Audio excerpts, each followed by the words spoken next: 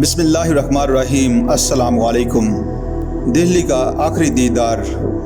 سامعین، قیام پاکستان کے بعد بانی پاکستان کی کراچی آمد کا تذکرہ کتاب محمد علی جناح سے کچھ اقتباسات ہیں۔ 7 اگست 1947 کو محمد علی جناح نے دہلی کو الوداع کہا اور پاکستان کے گورنر جنرل کا عہدہ سنبھالنے کے لیے کراچی روانہ ہو گئے۔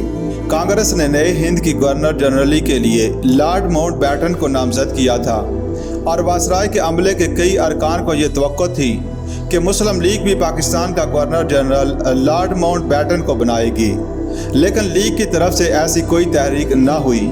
لارڈ ازمیر نے لیاقت علی خان سے اصرار کیا کہ مسلم لیگ کو بھی اس ضمن میں کوئی فیصلہ کر لینا چاہیے۔ انہیں جواب ملا کہ ابھی تک کوئی فیصلہ نہیں ہوا۔ چند دن بعد قائد اعظم نے اعلان کیا کہ مسلم لیگ کا اصرار ہے کہ وہ خود یعنی قائد پاکستان کے پہلے گورنر جنرل ہوں۔ لیگ کے اس فیصلے کا تذکرہ ان دنوں وائسرائے کی ایک پریس کانفرنس میں ہوا۔ کانفرنس میں اسٹیٹس مین کے ایڈیٹر مسٹر این اسٹیفنس بھی شریک تھے۔ انہوں نے اپنی کتاب میں لکھا کہ اس موقع پر ماؤنٹ بیٹن کے رویے کے بعض پہلو تشویش انگیز تھے۔ کچھ لوگوں کا کہنا ہے کہ ماؤنٹ بیٹن بہت خود پسند ہیں۔ انہیں جب مسٹر جناح کے فیصلے کی خبر ملی تو غالباً ان کے جذبہ خود پسندی کو ٹھیس لگی، لیکن ہم میں سے اکثر کی رائے یہ تھی کہ وائسرائے کا یہ رد عمل بے جا ہے، کیونکہ ان حالات میں لائق سے لائق شخص بھی کامیابی سے دونوں ملکوں کی سربراہی کے فرائض بیک وقت انجام نہ دے سکتا۔ ماؤنٹ بیٹن کے عملے کا خیال کچھ اور تھا۔ انہوں نے یہ فرض کر لیا تھا کہ مسٹر جناح خود وزیر اعظم بننا زیادہ پسند کریں گے، کیونکہ اقتدار دراصل وزیر اعظم کے ہاتھ میں ہوتا ہے اور گورنر جنرل عملاً اس کے مشورے کا پابند ہوتا ہے۔ لیکن ان لوگوں کو یہ معلوم نہ تھا کہ قائد کی صحت بہت گر چکی ہے اور ایک مہلک مرض کا اثر بہت تیزی سے ان کے ناتواں جسم میں پھیل رہا ہے۔ قائد نے غالباً اس لیے گورنر جنرل بننا پسند کیا کہ وہ اب حکومت کی انتظامی ذمہ داریوں کا بار اٹھانے کے قابل نہ تھے۔ اس محنت طلب کام کے لیے انہوں نے اپنے نائب اور دست راست لیاقت علی خان کا انتخاب کیا، جو تندرست تھے اور ان کی بنسبت جوان تھے۔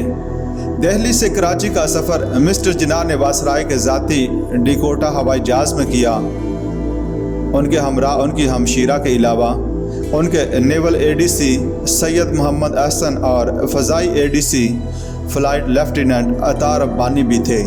اس سے چند دن پہلے ربانی ریل میں دہلی کی طرف جا رہے تھے کہ اخبار میں انہوں نے مسٹر جناح کے سفر کراچی کی تیاریوں کا حال پڑھا۔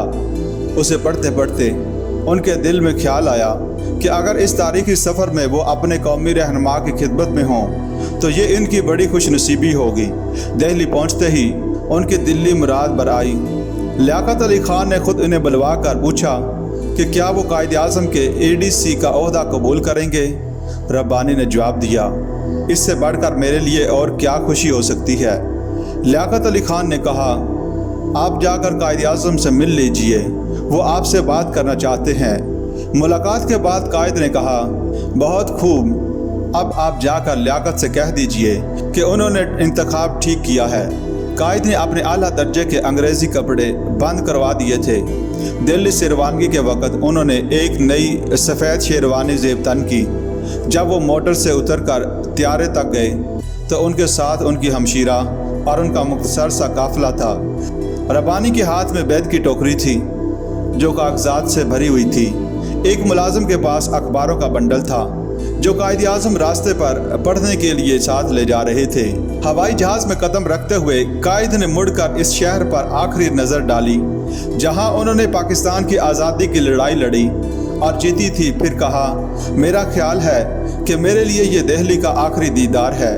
اور جب ہوائی جہاز کے پہیے اڈے کے میدان سے اٹھنے لگے تو قائد نے کہا، آج سارا قصہ ختم ہو گیا۔